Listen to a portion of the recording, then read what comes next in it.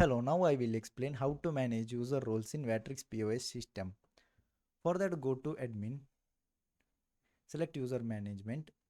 By default, I have a user called admin.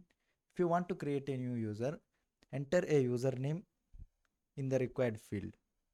For example, I will create a new user as staff and also provide a password for this user. After entering the necessary details, click on create user button. Now the user is created successfully. To assign roles or permission to this user, click on this user role button next to the username and select the options to which you want to assign to the user. For example, I will select GRN, sales invoice, sales return, etc. for these users. You can select as many options or permissions you want. After selecting the required permission, click on save permission button. This is how you can assign user role or permission to user.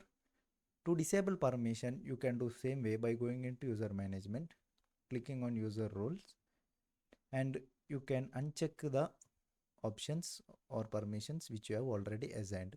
After unchecking, click on save permission again. Now the permissions are disabled for this user. This is how you manage user roles in Vatrix POS system. Thank you.